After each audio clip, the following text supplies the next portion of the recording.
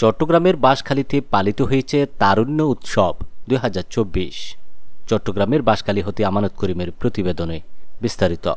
বাঁশখালী উপজেলা প্রশাসনের আয়োজনে তারুণ্য উৎসব ২০২৪ উপলক্ষে বাঁশখালী উপজেলা পরিষদের মাঠে এক কাবাডি খেলা ও র্যালির আয়োজন করা হয়।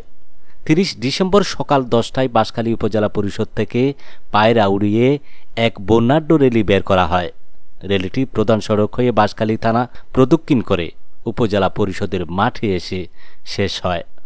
এতে প্রধান অতিথি হিসেবে উপস্থিত ছিলেন বাঁশখালী উপজেলা পরিষদের নির্বাহী অফিসার জামশেদুল আলম।